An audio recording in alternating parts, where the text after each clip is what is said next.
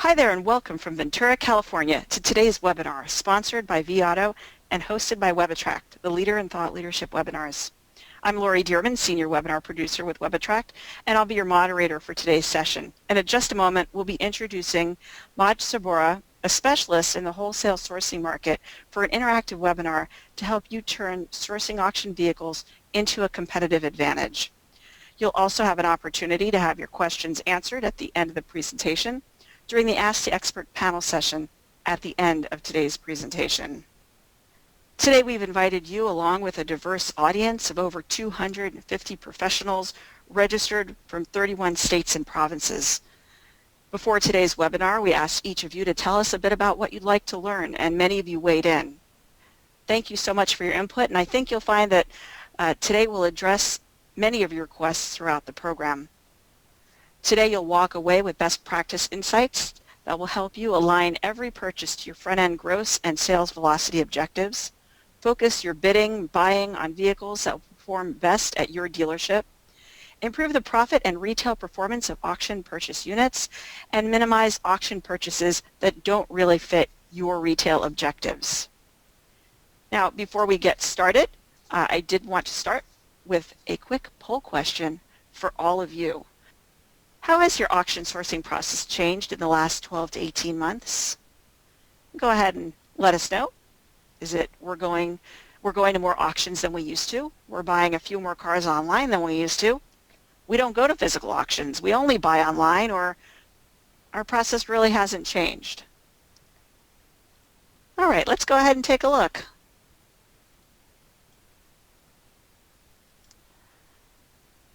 Okay, it looks like we have 13% saying we're going to more auctions than we used to.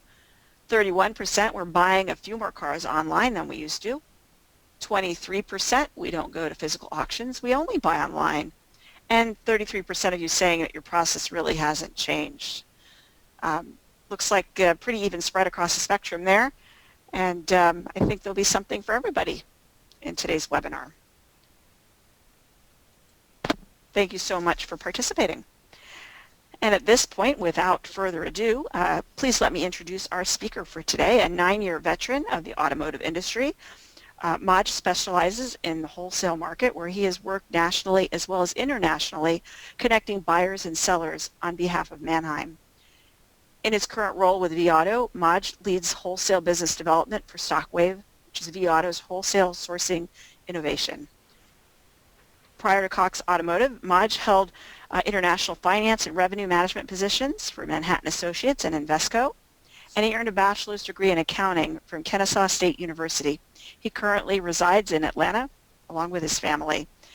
Majd, welcome to the webinar. How are you today? I'm doing great, Lori. Good afternoon. Absolutely. And Majd, why don't you go ahead and get us started by telling us a little bit about yourself as well as your role at vAuto. That's great. Thank you, Lori. But more recently, before vAuto, I worked with Manheim, and my role there was really focused on understanding the international market, specifically for wholesale, to be able to open up the U.S. wholesale market to the rest of the world. The whole idea was that with the influx of all these vehicles coming into the market, is it possible for us to be able to expand the remarketing world and try to open up the rest of the world? As we know, there is a huge demand for U.S. spec vehicles across the world, so could we facilitate that transaction? So really, being in that role has afforded me the opportunity to truly understand the U.S. wholesale market really, really well, understand what the trends are and what some of the pain points are as well. And I was very successful, we were very successful really in opening up the rest of the world. We were successful in creating supply chains across of Europe, Asia, and the Middle East, and we were able to create an open flow of vehicles from the United States across to the rest of the world. But through that, we also learned that we could offer up the rest of the world as well, especially for the right-hand car markets. So that was really, really an interesting stint and afforded me to learn a lot about vehicles wholesale across the world. Before that, as Lori mentioned, I did work with Invesco as a helping understand portfolio management and understanding people and investment. So that really as well fits into this world of automotive, making sure that we do have a balanced portfolio. Thank you. Okay, so Maj, I think it's fair then to say that you're in a unique position to share some really great insights with all of us and about what you're hearing about the current state of acquisitions, challenges, trends, and disruption. So at this point, I'd like to just pass the floor over to you. Great, thanks. And actually, one of the best parts of my job today with vAuto specifically is I get to go out there and listen and talk to dealers every single day and truly understand what are some of the biggest pain points that they're experiencing as this market is changing. And one of the most common things that I hear from dealers is the frustrations that they're having with the wholesale market, the challenges that they're really having with the wholesale market and trying to navigate through the ever-changing landscape. And one of the biggest part of it is understanding these dealers are telling me that it's so important to basically get out of the gate strong, which is basically buying the car right in the first place, and that really starts the whole life cycle of the transaction, and that results in them being able more successful in retailing the vehicle and being able to make the right profit that they expected to make. So what they're doing is they're spending a lot of time, a lot of hours understanding the market, understanding what vehicles are being presented for sale, understanding what market values are and how those might fit into the world and how that works. But the biggest thing that I've discovered from all these dealers is that there's really what I would call calling three categories, and really trying to figure out truly what car to buy, where to buy that car, and most importantly is how much to pay for that car. And really what are these dealers basing this on is really basing this on history, based on what they've sold before, based on what they've sold a couple of months ago or past year, just past success. They've known they made some really good gross on certain type of vehicle, so they're going to go back and stock up that same vehicle. And just falling back to some habits that they've potentially been doing for a long time and have been successful at it. But unfortunately, what's happening now is it's becoming more and more difficult because they're going to require a lot more time to be able to fall back on those old habits and those old and those methodologies that they used before, because the market is moving fast. There's excess of cars coming into the market.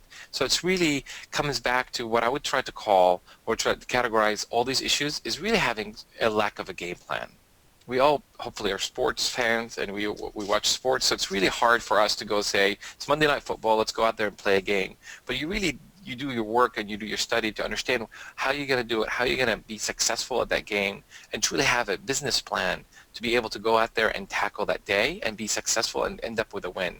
And it's very similar in business today, is really having that specific game plan or specific process that you're following through that you know is fail-safe, and that's going to prevent you from making some mistakes that might cost you a lot of money in the long run.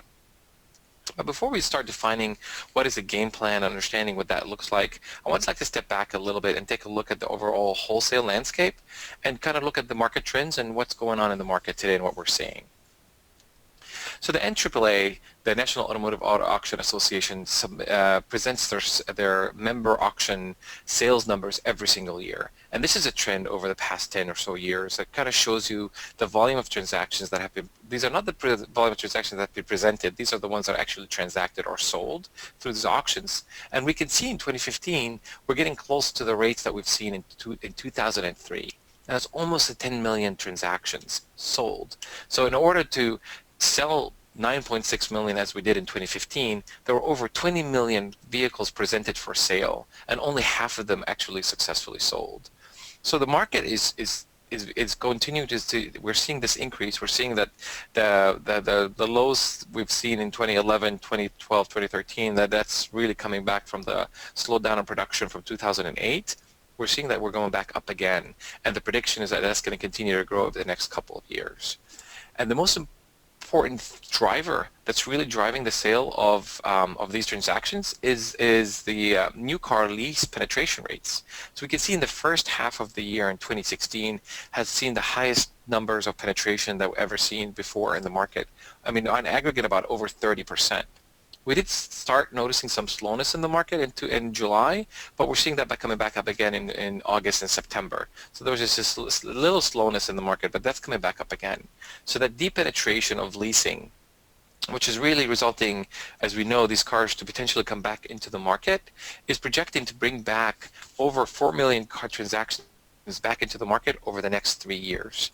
So that's really going to drive down, that's going to create a huge influx of vehicles into the wholesale market, because as most of you might know, the originating dealer or the dealer that's created the lease, he's going to get dibs, or he or she will get the first dibs on that vehicle. But they're not going to be able to absorb every single vehicle that they've leased. So some of these vehicles they're going to have to get rid of somehow, and potentially are going to go through the wholesale market.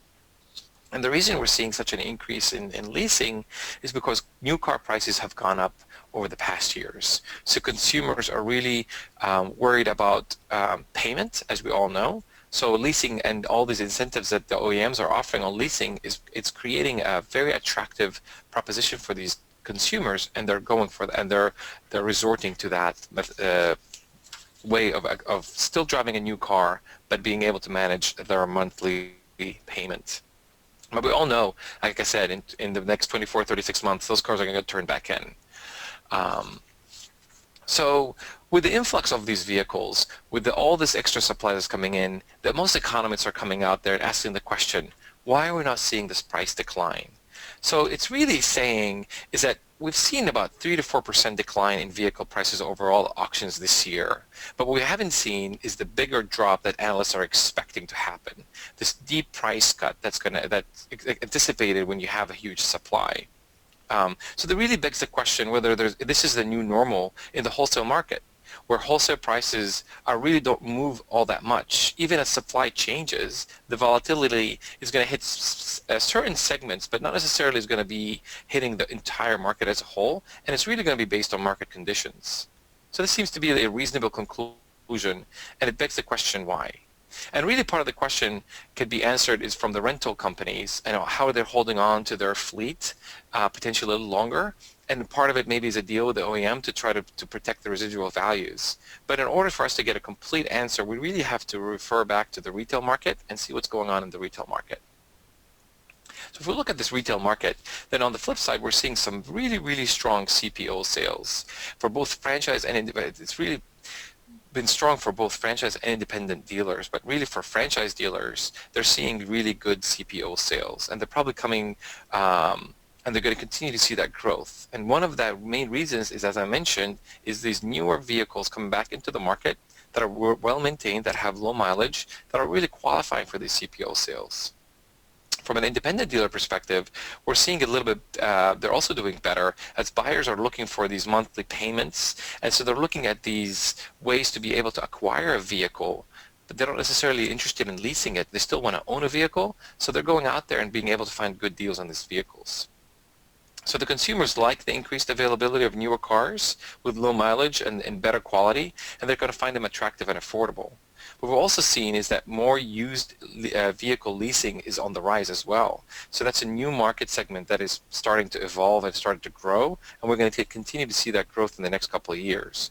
And it's really it's a new way to get these marginal customers into newer vehicles and basically being conscious about their monthly payments. So what does that mean as well from what else are we seeing on the lot? So the combination of this ample supply and demand, which really is coming out to be a really good time for these dealers. They're all selling, they're making some good, decent money, but it's going to have some limitations. If you look at the combination of the blend of vehicles, that used car vehicles that dealers are stocking today, we're seeing that their inventories are skewing more towards like new vehicles than ever before.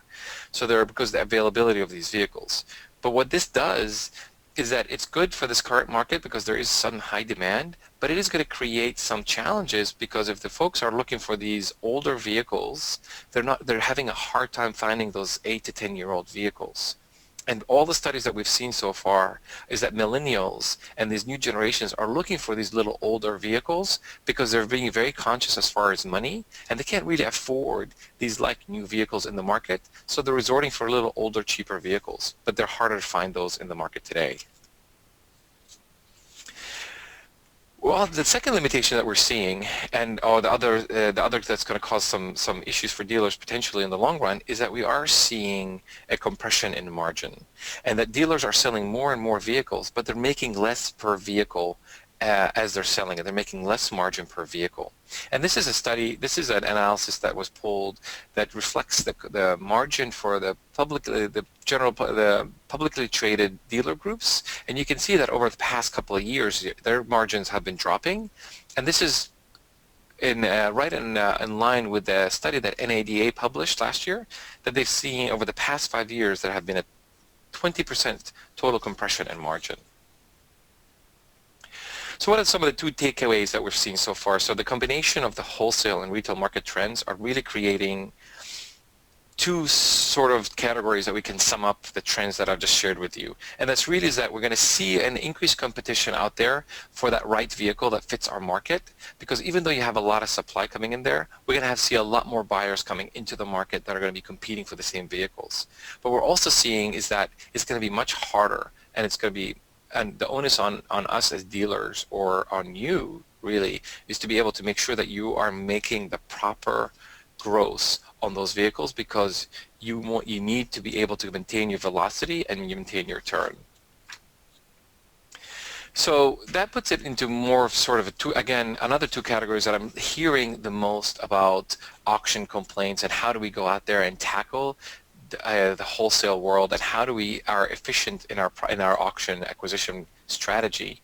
And it's really becoming really hard to find the right car. There's so many more cars being presented for sale that it's really becoming it's harder and harder to sift through all these run lists trying to find these cars, as well as spending time and time again. I've talked to both independent and franchise dealers, and they're both telling me that they're spending hours and hours, I think on average about 40 hours a week, just researching the vehicles that they need to go to the wholesale market the next week. I even talked to one dealer who told me that he wakes up on Saturday morning at 5 o'clock before his family wakes up, and hits the computer and starts researching the run lists for the Monday sale and Tuesday sale before his family gets up. And then he goes and does his weekend activities with the family. When they go to bed, he's back at it again, trying to do his homework, because he knows he has to be ready for the auction next week, but there's not enough time in the day for him to accomplish that.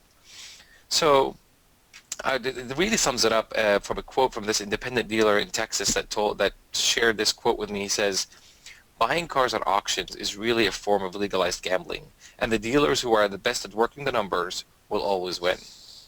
So at this point, I would like to step back a little bit and kind of feel how the audience is feeling some of these problems. So Lori, would you mind presenting our second poll? Absolutely, Majd. And folks, coming up on your screen is that second poll. And we'd like to hear from you. How has your front-end gross profit changed on auction purchase vehicles in the past year? It's the same, it's worse than it used to be, it's better than ever, or I'm not sure. Okay, looks like we've got 18% coming in with it's the same, 71%. The front runner there, it's worse than it used to be. 5% is better than ever, and 6% I'm not sure. Majd, any thoughts on those results? Yes, I mean, it's actually right in line with everybody that I'm out there talking with. Everybody is in the same boat as you guys. So that the good news is that you're not alone out there.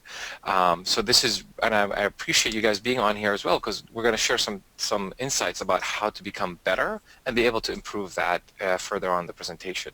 But it is encouraging, at least you guys are in the same boat. So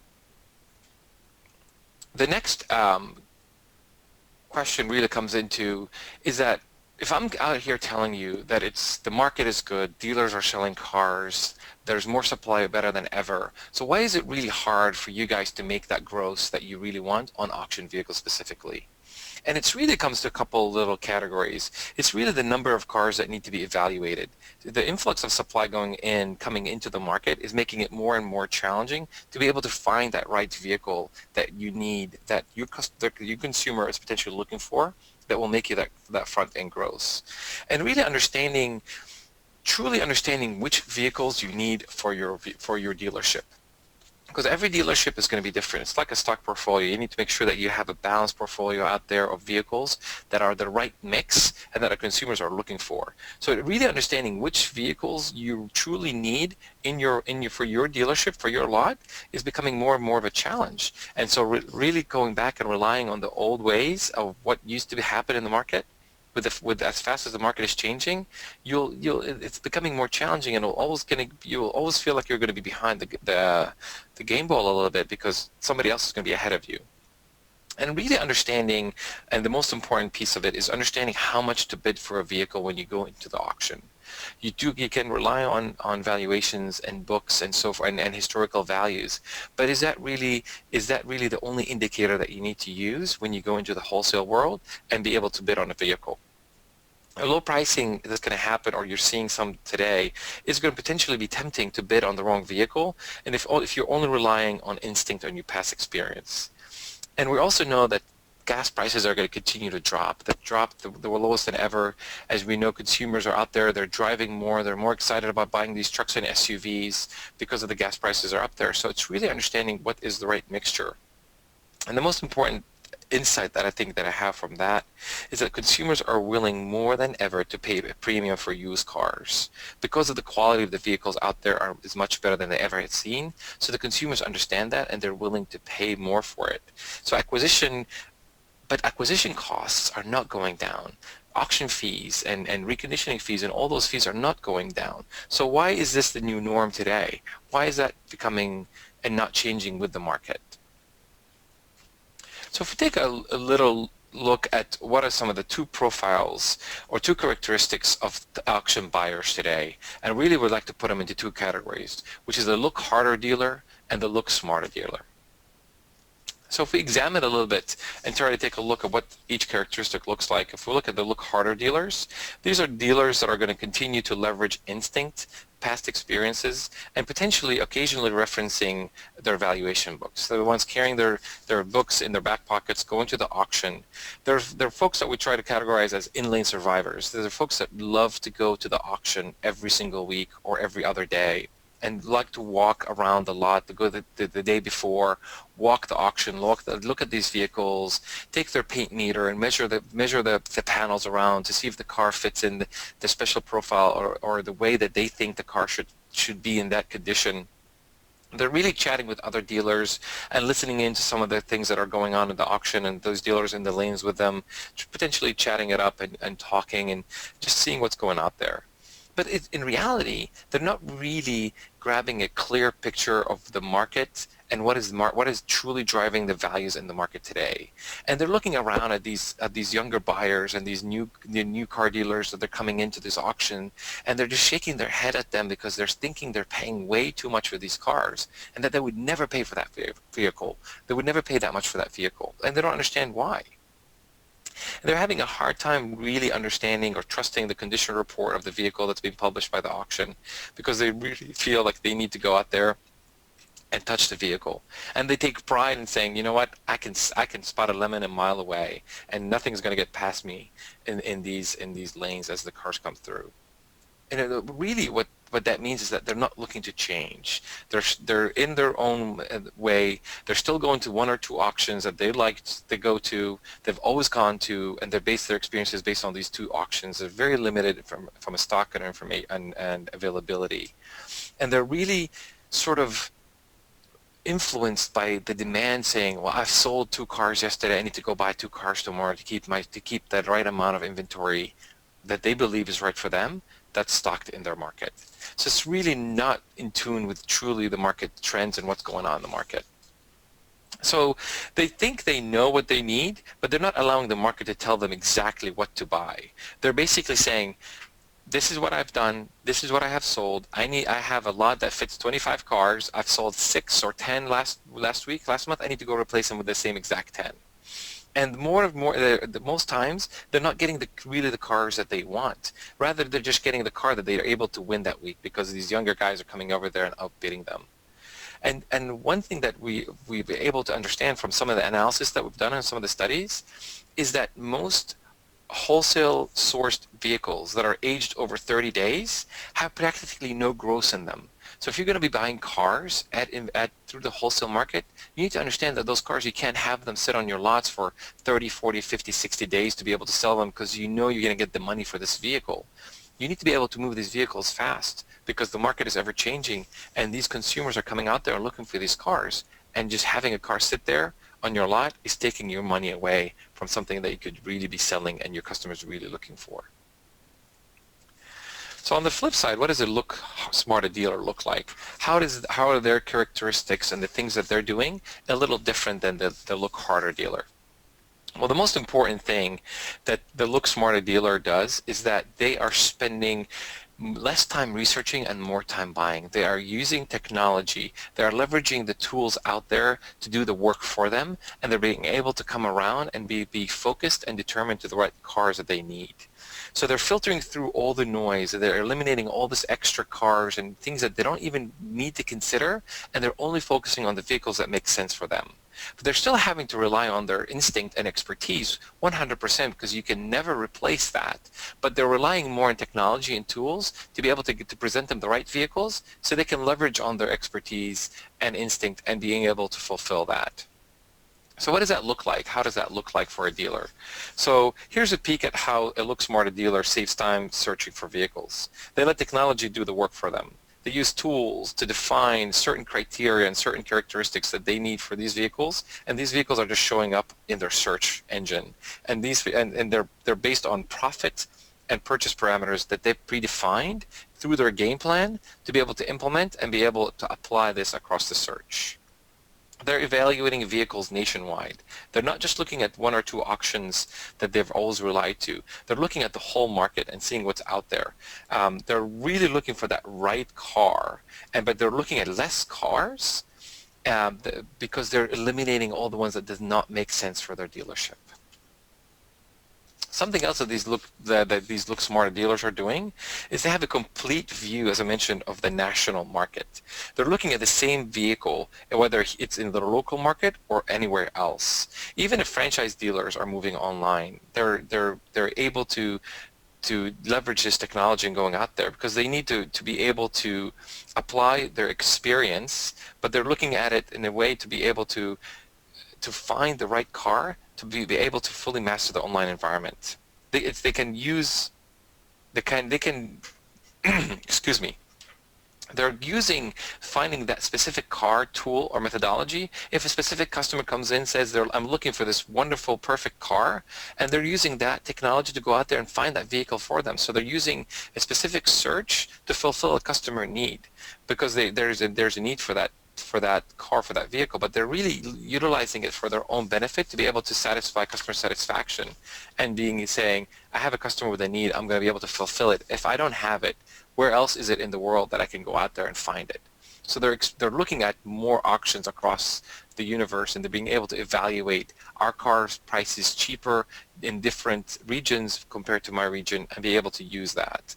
And so we're seeing a lot more of these dealers are moving to becoming more online shoppers. So they're utilizing technology. It's more of it depends if you're a franchise or independent, but we're seeing about more of a 60-40 or 70-30 split, where I mean 70% they're doing more purchases online and 30% is offline or in-lane shoppers. Something else that they're doing, and this is the most important characteristic of any dealer, is that their overall behavior changes when they're evaluating wholesale vehicles. What I mean by that is that their behavior or their intent changes, that they're not looking at the physical condition of the vehicle first and then deciding if this vehicle fits their profile. And they're flipping the model, where they're looking at the numbers. They would say, do the numbers make sense? Are the profit margins there on this vehicle? Does that fit my business plan? Does that fit my criteria that I've set for myself to say this is how much I need to make on pure vehicle? And if that passes the test, then they're going into and looking at the condition report or running a vehicle history report and they're vetting out the physical aspect of the vehicle. So they're spending less time vetting out the actual physical vehicle and more time understanding what the numbers make sense. And they have specific metrics that they're following that they've set for themselves to be able to track. They're looking at market day supply. They're understanding what is in demand today. What are consumers looking for today? Do I have those vehicles that are desirable, that are highly desired on my lot? Or can I go out there and find them somewhere else so I can bring them into my lot? Because as consumers are looking for these vehicles, they can find my dealership and be able to see that I have that inventory. They're also evaluating total cost of ownership. And what I mean by that, if they are expanding their horizon and looking at vehicles in the nationwide search, they're incorporating transportation costs already into the metrics. They're already accounting in for how much money is it going to cost them to truck a car from whatever location it is back to their dealership. They're putting in reconditioning costs. They're looking at average cost of reconditioning for this physical value of the vehicle. If it's a certain amount of mileage, or if it's a condition that they are comfortable with, how much on average are they spending to bring this car to make it retail ready? They're looking at other fees that they're associated, if they're buying insurance on it, or they're buying a post-sale inspection, or whatever other metrics that they want to include into the price of the vehicle before they even present it for sale. So what this means is that every single bid or every single offer that they're making out there is calculated and concrete. And that really creates a discipline in front of that they're able to walk away from a vehicle if the numbers don't make any sense. If they know this vehicle is in great condition, this is a wonderful car. But if the numbers don't make any sense for them, what are they going to do with that vehicle other than bringing it back to their lot, and it's going to end up sitting there, getting aged, and then they have to spiff their salesperson to sell this car because it's sitting there for way too long, and all that gross that they thought they're going to make starts dwindling away. So it's really setting a ceiling of how much am I willing to pay for this vehicle. So they go into it with eyes wide open, and they're making a conscious decision of what is it going to take for them to acquire and own that vehicle. So this is kind of an example as well of what a Look Smart dealer assesses behind every single vehicle and determining if the vehicle has the right profit potential in an instant. So it's using the technology to provide specific metrics that are reviewed for every single vehicle. They're looking at the same metrics for every single car. It's consistent across all of the vehicles, so they're not changing them. They're changing them in small ways, depending on the vehicle, but in reality these are the important metrics that they've defined in their game plan to say that these are the numbers that are important to me, these are the numbers that are going to impact my gross, and this is how I would like to look for vehicles and be able to set my max bid and be able to figure out how much I'm willing to pay for this vehicle. So it's really looking at, it's becoming disciplined, coupled with seeing more of the right cars. It really has rewards. As for example, most recently, we've talked to a Midwest franchise dealer who saw a 25% increase in the front-end gross on purchased vehicles due to more profit-attuned acquisitions.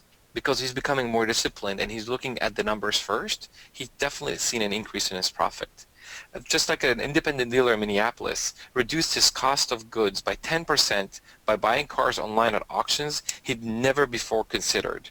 Like Phoenix, for example, even though he's Minneapolis, because he's already acquiring in all the costs as I mentioned, he's able to buy them cheaper there because costs were too high close to home. Costs were too high in Minneapolis, but he was able to expand the search, look at cars in different part of the nation, and still with all the fees associated to bringing the car back to his market, it was still cheaper and it made sense, and he was still going to make his profit on that vehicle.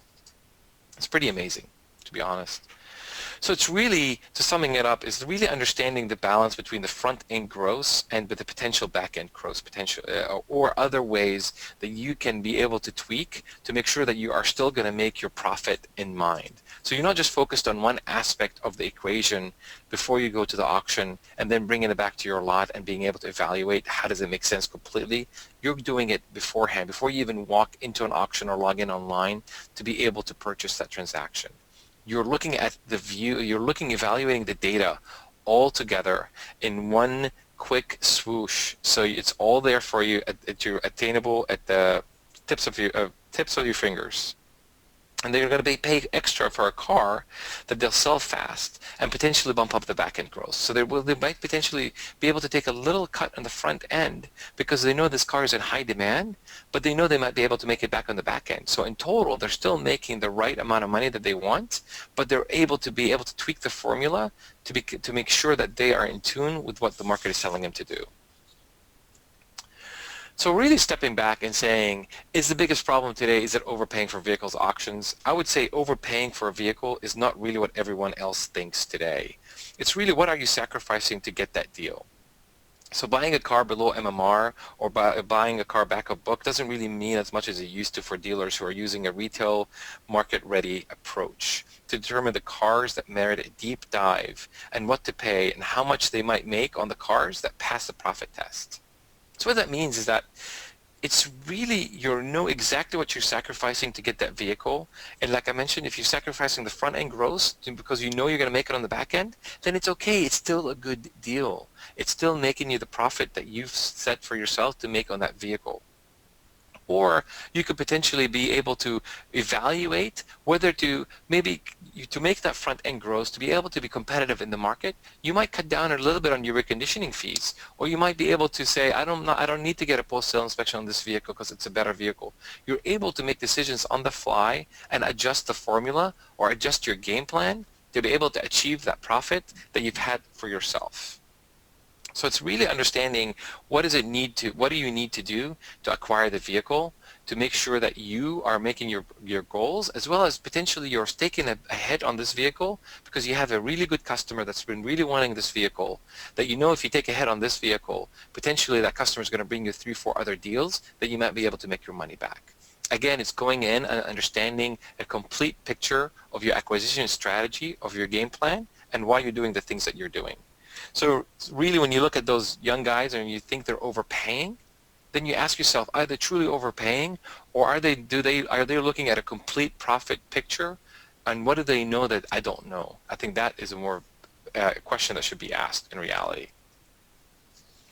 So if really step back and sum it up, and I wish if I had the ability to have a crystal ball and to project what's going to happen in the market, I know that the increase in supply and valuation volatility that's going to make the car buying the right car at the right price even bigger challenge.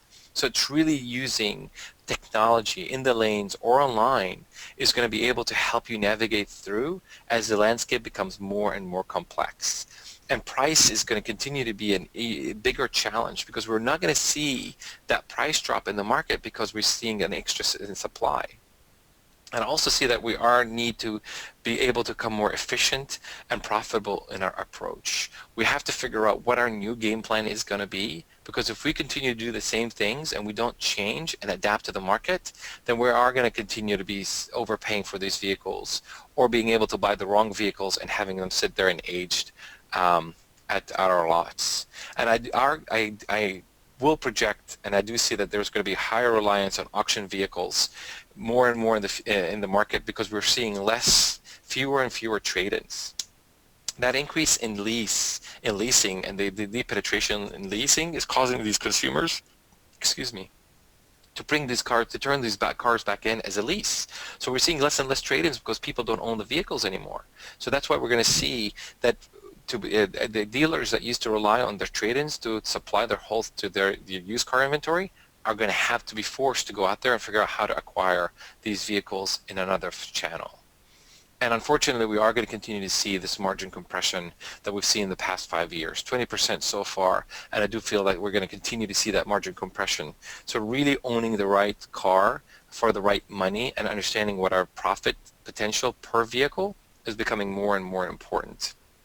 And part of this new phenomenon of millennials and how they're doing, we are going to see a little longer cycles of ownership. So we're seeing less trade-ins because these consumers are holding on to their cars a lot longer because they're going up there looking at new cars. They're seeing the prices are expensive. They're saying, I'm better off staying with my car that I know, that I have, and that I'm content with, and I'll wait a little longer till the market changes. So, and we are going to continue to see dealers becoming more creative and try to become more efficient in how they are cutting corners and becoming more effective in their process. Are they pushing their recon shops to, instead of taking 5 to 7 days to get a car retail ready, are they being able to get them out there faster? Because the faster you get a car out there on the lot, the faster you can sell it, the faster you can turn your profit. So there's going to be efficiencies in the overall process of what we do in the back house, as well as when we acquire the vehicle, to be able to continue to meet our profit margins. So really I'm stepping back and taking a look, and I want to ask you guys, saying, what is your game plan today for a brighter future tomorrow? What can you do today to be able to change and adapt and create that effective game plan? So as you go out there on game day, as you go out there, every single day is game day to stay relevant and continue to be competitive in today's market. Lori, at this point, I'll hand it back to you. Well, thank you so much, Majd. And give you a moment to catch your breath here. We've got some fantastic questions coming in right now. So I'm going to go ahead and pitch this first question to you, Majd, and from Bill. And the question is, how can I tell what my front-end gross will be if I haven't even acquired the car? So it's really, you can never really predict what your front-end gross is going to be because it is always tricky. But the real market data will give you the ability to have the guidance to be able to figure out if you're going to be plus or minus a certain amount of percentage to be able to know if this vehicle makes sense for your store. Looking at retail pricing, looking at average days to sell and market day supply data, that's really going to help you understand what range your profit is going to be. I mean, I wish I could predict it to the penny, but you're going to be very close if you look at market demand, cost, as well as understanding truly what's coming into the market. Okay. Allow me to ask this next question over to you. This is from Tom, and it is, how can I hold my buyers accountable to acquiring vehicles that meet my retail gross objective? That's a great question, and I think it's the best way to do it. I think it's really having a game plan. It's really understanding what are the metrics that you're measuring, and to be able to create a scorecard or to be able to create it's special metrics that you track. Do you have a specific cost to market or other parameters in place for your borrowers to follow? Do you tell them these are the 3 things that are most important for them to be able to go and track those back after they bring the car back in? Do they have the inventory tools that you or an individual that's a buyer or appraiser in your store? And how well are they acquiring vehicles that fit those parameters? So it's being able to come back and track their progress after they buy the car, not just when they buy the car and how much they paid for it. Did you truly retail it for the price that you said you were, or the expectations that you put in your game plan? Was it truly cost to market? Was it efficient or on the right path after reconditioning and all these things? It's really overall is make sure you inspect what you expect. And today it's fair to say that many dealers don't even hold their buyers accountable to retail objectives as they should. Okay, question here for you, Majd, from Paul, and that is, what is your experience with average recon cost at a new car, at a new car franchise with today's market? So Paul, that's a really good question, and I really have to say that it's really going to depend on the condition of the vehicle and where you're acquiring it. But it's really from a cost perspective, I would say it's about $800 to $1,000 on average. But the most important thing that to note here, Paul, is the time. That I'm seeing a lot more dealers are pushing their shops to turn these cars around much faster and not hold them for 5 to 7 days, as I mentioned earlier. They're really turning it around much faster, getting them out within 2 days max. So it's really the quicker you turn it around, the faster you can recoup the costs. Okay. And let's see, next question here for you, Majd, from Eric. Using the web tool shown during the presentation, how quick or fresh is the data compared to the auction websites? For example, real-time, delayed 4, 6, 8 hours, etc. So Eric, it's really, really important to have relevant data at your fingertips when you need it. So it is real-time updates. As cars are being posted or as cars are being listed for sale at that auction, they're showing up in these tools right away. You can't afford you cannot afford a delay, to be honest with you, because you might miss a sale, or you might miss an auction, or you might miss the car that you wanted at that point in time. So it is real-time, 100%. Okay, question here from Paul. How do I buy at a lower price? Paul, it's really a question of understanding, as I mentioned earlier, what's your game plan. So the prices are going to continue to be flat and move and depreciate very, very low. So it's really understanding how you can retail the vehicle and can you be competitive in the market to be able to make your gross. So it's not really necessarily buying the car at a low price. It's really understanding how to retail it properly in market and being able to achieve your margin or your profit that you want for that vehicle. Because really buying a car low is not compared to what? The valuation books are a little dated. They're basing it on the past 90 days. So you really have to stay relevant, and your game plan has to stay relevant to today's market and what are people demanding today. Okay, question here from Mike. What market segments do you think offer the greatest opportunity in the months ahead? So if I was a dealer looking to expand my sales volumes today, I might look beyond the near new or CPO-friendly model years. It's really looking at, as mentioned earlier, these older cars that are harder to find, those 8 to 10-year-old cars that are in pretty good shape with some decent amount of mileage that our folks are out there looking for them today. Traditionally, these cars are the ones that are going to be they're going to make the most gross because these are the ones that are mostly independent dealers are stocking and be able to get their hands on. But now a lot more franchise dealers are actually being catching on to that, and they're out there actually looking for these vehicles and being able to get them just as well. So it's becoming more competitive. So it's really looking at these 10,000 or less vehicles and being able to include them in your search and becoming more relevant to be able to catch them before somebody else does. Okay, I have a question here from a different Michael, and that is, why are cars selling for clean trade? It's impossible to buy and recon and make profit.